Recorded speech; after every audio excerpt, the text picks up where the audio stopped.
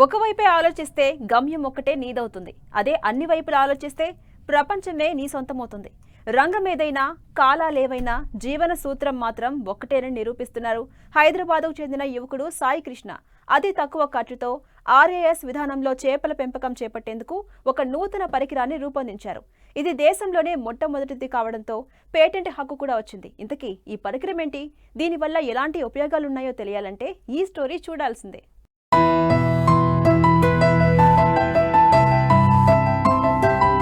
ఒక కొత్త దారిలో పోతే పోయేదేముంది? ఆ దారిలో ముళ్ళుండొచ్చు, లోయలుండొచ్చు, అదృష్టముంటే నిధులు దొరకొచ్చు. ఏమీ లేకపోతే అది ఒక కొత్త జీవితం ఇవ్వొచ్చు, అంతే. అందుకే ఒక కొత్త దారిలో పోతే పోయేదేముందంటారు హైదరాబాద్కు చెందిన యువ ఎంటర్ప్రెన్యూర్ టెకీ సాయి కృష్ణ.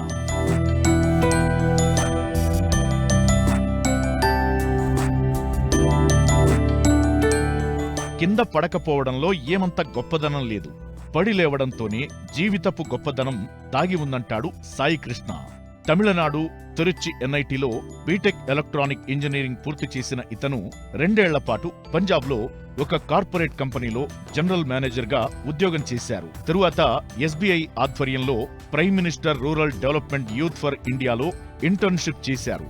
అప్పుడే తనకు ఒక ఆలోచన వచ్చింది. ఒకరి కింద పనిచేయడం కంటే ఏదైనా ఒక స్టార్టప్ స్థాపించాలని అనుకున్నాడు. అనుకున్నదే తడవుగా హైడ్రోఫోన్ విధానంపై ఒక ప్రాజెక్ట్ రిపోర్ట్ తయారు చేసుకుని పంటల సాగు ప్రారంభించారు.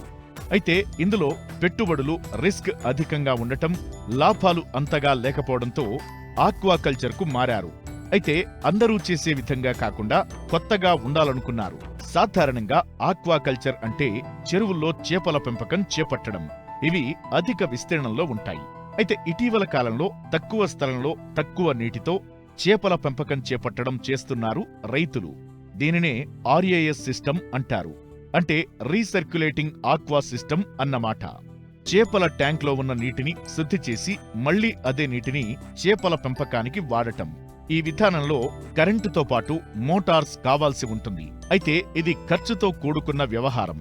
ఈ ఖర్చును తగ్గించేందుకు యువకుడు సాయి ఆటోమేటిక్ బీడ్ ఫిల్టర్ను రూపొందించారు. దీనికి పెద్దగా కరెంట్ అవసరముండదు, మరమ్మతులు అసలే ఉండవు. ఒక్కసారి ఫిట్ చేస్తే నిరంతరం నీటిని శుద్ధి చేసి అందిస్తుంది. ఈ బీడ్ ఫిల్టర్ దేశంలోనే మొట్టమొదటిది కావడంతో పేటెంట్ హక్కు సాయికొచ్చింది. ఇది చేపల పెంపకం చేపట్టే రైతులకు ఉపయోగపడే విధంగా ఉండటంతో ఈ ఐడియా కొంత గ్రాంట్ను అందించింది.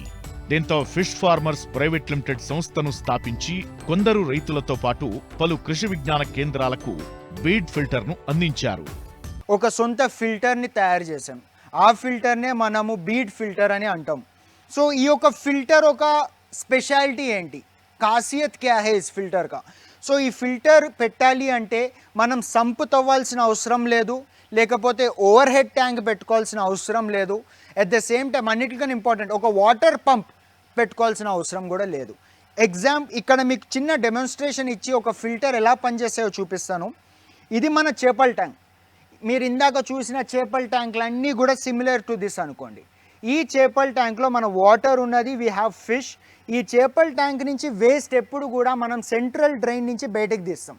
జనరల్లీ ఇప్పుడు దాకా ఉన్న టెక్నాలజీలో ఈ వచ్చిన వాటర్ సంప్లో పడుతుంది. సంప్లో పడ్డాక సంప్ నుంచి మోటార్ తీసుకుని ఫిల్టర్కి పంపిస్తుంది. ఫిల్టర్ నుంచి వచ్చిన నీళ్లు పైకి వెళ్ళి ఓవర్ హెడ్ ట్యాంక్కి వెళ్ళి అక్కడి నుంచి చేపల ట్యాంక్లో పడుతుంది. ఇక్కడ అవన్నీ కూడా మనం తీసేసాం. చేపల ట్యాంక్ నుంచి వస్తున్న చెత్త డైరెక్ట్గా ఫిల్టర్లోకి వెళ్తుంది. ఫిల్టర్లోకి వెళ్ళిన చెత్త వాటర్ మనకి పైకి ఎప్పుడైతే గ్రావిటీ ద్వారా పైకి లెగుస్తుందో ఈ లోపల ఉన్న గ్రాన్యూల్స్ని పాలీప్రొపిలీన్ బీడ్స్ అంటాం. ఈ పాలీప్రొపిలీన్ బీడ్స్ మనము బియ్యపు గింజలు సైజులో ఉంటాయి. ఈ పాలీప్రొపిలీన్ బీడ్స్ చెత్తని బయటకి రానివ్వకుండా లోపలే ఆపేస్తుంది. దానివల్ల ఈ చెత్త నీళ్ళు ఫిష్ ట్యాంక్ నుంచి ఏదైతే వస్తుందో అంతా ఇక్కడ ఆగిపోయి మళ్ళీ మనకి ఫిష్ ట్యాంక్ లోపలికి పడుతుంది. ఈ రిటర్న్లో పడ్డానికి కాన్సెప్ట్ వాడేదే మనం ఎయిర్ లిఫ్ట్ డిజైన్. ఈ ఎయిర్ లిఫ్ట్ డిజైన్ ఇంకా ఈ ఫిల్టర్ లోపల ప్రెషర్ క్రియేట్ చేయడం వలన ఈ వాటర్ ఒక సర్క్యులేషన్ చేపల ట్యాంక్ నుంచి ఫిల్టర్కి, ఫిల్టర్ నుంచి మళ్ళీ వెనక్కి చేపల ట్యాంక్కి రావడానికి మనం వాటర్ పంపు వాడము. ఈ టెక్నాలజీకే మన ఫిషీ ఫార్మర్స్కి పేటెంట్ కూడా వచ్చింది. ఈ టెక్నాలజీతోని జస్ట్ ఒక లైట్ బల్బ్కి వాడాల్సిన పవర్ తోనే మనం ఈ సిస్టమ్ అంతా కూడా నడిపించగలుగుతాం. ఈ సిస్టమ్ ఎందుకు వేరే సిస్టమ్స్ కన్నా ఈ సిస్టమ్ ఒక అడ్వాంటేజ్ ఏంటి అంటే, ఈ మధ్యన చాలామంది ఫామ్ హౌసెస్ లేకపోతే ఫార్మర్స్ బ్యాక్ యార్డ్లో ఏదో ఒక చిన్నది చేద్దాం అనుకుంటున్నారు. కానీ ఎప్పుడైతే ఆర్ఏఎస్ బయోఫ్లాక్ చూస్తున్నారో దానికి కావాల్సిన క్యాపిటల్ ఖర్చు కానీ, కావాల్సిన మోటార్లు, వాటి శబ్దం, మోటార్లు వచ్చే శబ్దం, బ్లోవర్ వచ్చే శబ్దం వలన ఎవరు కూడా బ్యాక్ యార్డ్లో ఒక చిన్న కొర్రమేను పెంచుకుందాం, అమ్మడానికే కాకపోవచ్చు సొంత కన్జంప్షన్ కూడా పెంచుకోవడానికి వెనకబడుతున్నారు. సో అలాంటి వాళ్ళకి ఈ సిస్టమ్ ఎక్స్ట్రీమ్లీ హెల్ప్ఫుల్. ఈ సిస్టమ్ ఓన్లీ 90 వాట్లు మన బల్బు వాడే పవర్తోనే నడుస్తుంది. అట్ ద సేమ్ టైం ఈ సిస్టమ్ సౌండ్ చేయదు. చాలామంది ఆర్ఏఎస్ బయోఫ్లాక్లో రింగ్ బ్లోవర్లు, రూట్ బ్లోవర్లు, తర్వాత వాటర్ పంపుల వల్ల ఎప్పుడు కూడా సిస్టమ్ గోలగోలగా ఉంటుంది. కానీ ఇలాంటి సిస్టమ్ ఎప్పుడైతే ఇంటి వెనకాల పెట్టుకుంటామో దీని నుంచి శబ్దమే రాదు. సో ఈ వాటర్ ఫిల్టర్ నుంచి అయ్యి ఫిల్టర్ నుంచి మళ్ళీ ఫిష్ ట్యాంక్కి పడడం ఈ యొక్క సిస్టమ్ ఒక ఖాసియత్, advantage and very supportive to farmers. ప్రతి చేపల ట్యాంక్కి అవుట్లెట్ ఉంటుంది. ఆ అవుట్లెట్కి ఈ ఫిల్టర్ కనెక్ట్ చేయడమే.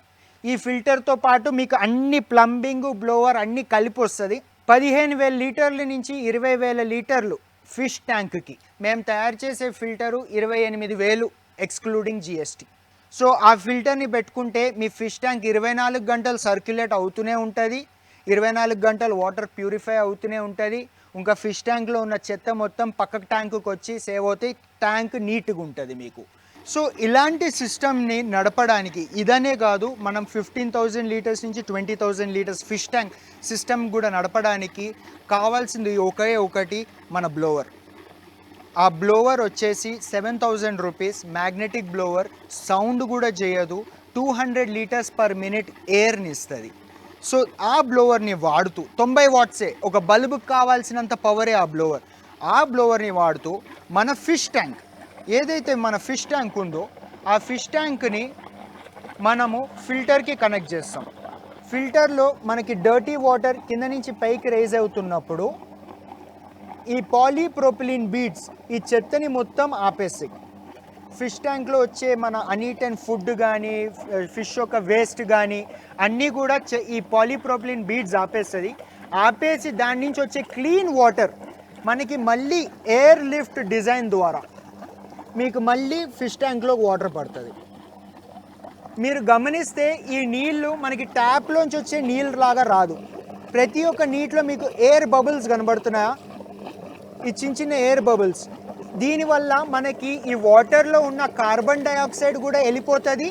ఎట్ ద సేమ్ టైం వాటర్లో ఉన్న డిజాల్వ్డ్ ఆక్సిజన్ కూడా చాలా పెరుగుతుంది. దానివల్ల ఈ సిస్టమ్ జస్ట్ చెత్తని క్లియర్ చేయడమే కాదు, వాటర్లో ఉన్న ఆక్సిజనేషన్ని కూడా చాలా పెంచుతుంది. సో ఇది కంటిన్యూస్ ప్రాసెస్. దీన్ని మనం ముట్టుకోవాల్సిన అవసరమే లేదు. ఒక్కసారి ఫిల్టర్ని చేపల ట్యాంక్కి పెడితే 24 గంటలు వేస్ట్ వాటర్ ఫిల్టర్లోకి వెళ్తుంది, ఫిల్టర్ నుంచి క్లీన్ వాటర్ మళ్ళీ ఫిష్ ట్యాంక్కి వస్తుంది. It's a cyclic process. So ఈ చెత్త ఎప్పుడు కూడా ఈ ఫిల్టర్లో మనకి ఈ పాలీప్రోపిలిన్ బీడ్స్ మధ్యలో ఒక్కొక్కసారి ఇరుక్కుపోతుంది. సో ఫిల్టర్ని క్లీన్ చేయడం అనేది చాలా అవసరం. ఆ ఫిల్టర్ని క్లీన్ చేయడానికి మనం ఏం చేయక్కర్లేదు, ఆటోమేటిక్గా అది ఎయిర్ బబుల్తోని లోపల మీకు బ్లాస్ట్ అవుతుంది. ఆ బ్లాస్ట్ అవ్వడంతో మీరు గమనిస్తే చెత్త మొత్తం కింద సెటిల్ అవుతాయి. చూడండి, ఆ చెత్త సెటిల్ అయింది మనం పక్కన స్లడ్జ్ అవుట్లెట్ నుంచి బయటకు తీసేస్తాం. It is a continuous process. Man power అవసరమే లేదు. ఒక్కసారి ఫిల్టర్ పెట్టుకుంటే 24/7 నడుస్తూనే ఉంటుంది. కావాల్సింది బ్లోవర్ ఒకటే. This is patented product and మొత్తం ఇండియాలో only fishy farmers produces it. చిన్న స్కేల్లో ఎందుకు ఎక్స్ప్లెయిన్ చేశానంటే మీకు కనబడుతుంది ఏం జరుగుతుంది అనేది. ఈ సిస్టంలో కొర్రమేను ఎంత ఈజీగా పెంచవచ్చు, కొర్రమేననే కాదు బాసా ఫిష్ కానీ, తిలాపియా కానీ ఎంత ఈజీగా పెంచవచ్చు. సాయి కృష్ణ కేవలం ఆటోమేటిక్ బీడ్ ఫిల్టర్ తయారీ చేయడమే కాకుండా చేపలు పెంచాలనుకునే రైతులకు ఆర్ఏఎస్ సిస్టమ్ పూర్తి స్థాయిలో ఏర్పాటు చేసి ఇస్తున్నారు. ఇందుకోసం సిద్దిపేట జిల్లా ములుగు మండలం ఆలియాబాద్ గ్రామంలో ఒక మోడల్ ఫామ్ను కూడా ఏర్పాటు చేశారు. వీటితో పాటు పలు తెలంగాణ వ్యవసాయ యూనివర్సిటీ పరిధిలోని పలు కృషి విజ్ఞాన కేంద్రాల్లో కూడా ఏర్పాటు చేశారు. ఆసక్తి ఉన్న రైతులు సందర్శించవచ్చంటున్నారు. సాధారణంగా చేపల పెంపకం చేయాలని ఆసక్తి ఉన్నా అంత పెట్టుబడి పెట్టలేక వదిలేస్తుంటారు. అలాంటి వారు తనని సంప్రదిస్తే ప్రాజెక్ట్ రిపోర్ట్తో పాటు వారికి సబ్సిడీ వచ్చే విధంగా దగ్గరుండి వారు చేపల పెంపకం ప్రారంభించే వరకు తోడుంటారని చెబుతున్నారు. అట్ ప్రెజెంట్ మనం ఉన్నది ములుగులో. సో ఇది ఒక 8 లక్షల లీటర్ల ఫామ్. సో ఈ యొక్క farm right now working as an hybrid farm. Hybrid అంటే ఉత్తి ఆర్ఏఎస్ఏ కాదు, ఆర్ఏఎస్ అండ్ బయోఫ్లాక్ టెక్నాలజీస్ రెండిటిని వాడుతూ మోస్ట్ ఎకనామికల్ వేలో చేయడానికి చేస్తున్న ఫామ్ ఇది. రైట్ నో ఇది మన వింటర్ సీజన్లో చేసే కల్చర్ తిలాపియా. 6-7 నెలలు కల్చర్ ఉంటుందండి. దాదాపు ఒక 500 గ్రాములు ఫిష్ రాగానే we'll sell it into the market. చాలామంది అనుకుంటుంటారు తిలాపియాకి మార్కెట్ ఉండదు కదా అనేది. ఎస్ ట్రూ, తిలాపియాకి తెలంగాణలో రేట్ ఉండదు. సో జనరల్లీ మేము తిలాపియా చేపని ఎప్పుడు కూడా 500 గ్రామ్స్ కన్నా ఎక్కువ పెంచడానికి ట్రై చేయము. 100 గ్రామ్స్ 150 గ్రామ్స్ రాగానే ఇక్కడ ఉన్న రైతులకి ఇచ్చి, ఈ రైతులు వాళ్ళు ఉన్న రెయిన్ ఫెడ్ ట్యాంక్స్ లేకపోతే రిజర్వాయర్స్లో వేసుకోవడానికి కేజీ రూపం, కేజీకి 5 పీసులు 6 పీసులు లెక్కన 80-90 రూపాయలకి అమ్మేస్తాము. సో మనకి ఒక 3-4 నెలల సమయంలోనే చేప దాదాపు 200 గ్రాములు టచ్ అవుతుంది. సో 200 గ్రాములు టచ్ అవ్వగానే ఇక్కడ ఉన్న కార్పొరేటివ్ సొసైటీస్, ఫిషర్మెన్ కార్పొరేటివ్ సొసైటీస్కి ఇచ్చేయడం జరుగుతుంది. అదే సీజన్ టైం అంటే మన మార్చ్, ఏప్రిల్, మే ఈ సమయంలో మేమేం చేస్తాము అంటే ఐఎంసి రోహు, కట్ల, మృగాల ఈ చేపల ఒక పెంపకం ఇదే సిస్టంలో జరుగుతుంది. ఆ చేపల్ని కూడా మేము కేజీ దాకా పెంచము. స్పాన్ తెస్తాము, స్పాన్ నుంచి ఫ్రై రూపంలో కన్వర్ట్ చేస్తాము. ఫ్రై టు ఫింగర్లింగ్, ఒకసారి 3 అంగుళాల చేప రాగానే ఆ చేపని మళ్ళీ రైతులు కార్పొరేటివ్ సొసైటీస్కి అమ్మేయడానికి ప్రయత్నిస్తాము. ఆర్ఏఎస్ సిస్టమ్ అనేది చాలా కాంప్లికేటెడ్ సిస్టమ్ అండి. దీనికి అత్యంతగా అవసరమైనది ఎనర్జీ, పవర్. ఎలక్ట్రిసిటీ లేనిది ఇలాంటి సిస్టమ్స్ జరగవు, నడపలేము కూడా. సో ఇలాంటి ఎనర్జీ ఇంటెన్సివ్ సిస్టమ్స్లో చేపని కేజీ దాకా పెంచుతాను, కేజీకి పెంచాకే నేను అమ్ముతాను అంటే మటుకి అది అన్ని చేపలతో సాధ్యం కాదు. తిలాపియాతోనైతే అస్సలు సాధ్యం కాదు. సో ఇలాంటి సిస్టమ్స్ని ప్రాఫిటబుల్ చేయాలి అంటే, ఇంత పెట్టుబడి పెట్టాక దీని నుంచి మనం డబ్బులు రాబెట్టాలి అంటే చేపని ఎప్పుడు కూడా కేజీ దాకా పెంచాల్సిన ఆలోచనతో ముందుకు వెళ్ళకూడదు. స్పాన్ తెచ్చుకోవాలి. స్పాన్ అంటే గుడ్డు నుంచి బయటకు వచ్చిన 2-3 రోజుల్లో ఉండే సైజు చేపని స్పాన్ అంటాము. స్పాన్ తెచ్చుకుని ఆ స్పాన్ని ఈ 1,00,000 లీటర్ల ట్యాంకులో దాదాపు ప్రతి 10,000 లీటర్కి 1,00,000 పిల్లేస్తాము. సో దీంట్లో దాదాపు 10 లక్షల స్పాన్ వదిలి, 10 లక్షల స్పాన్ మనకి ఒక 30 రోజుల్లో ఫ్రై రూపంలో మారుతుంది. ఫ్రై వచ్చేసి ఒక ఇమ్మీడియట్గా ఫ్రైని మనం బయట కార్పొరేటివ్ సొసైటీస్, చేపల ఫార్మర్స్కి ఒక్కొక్క ఫ్రైని మనం 50 పైసల నుంచి రూపాయికి అమ్మొచ్చు.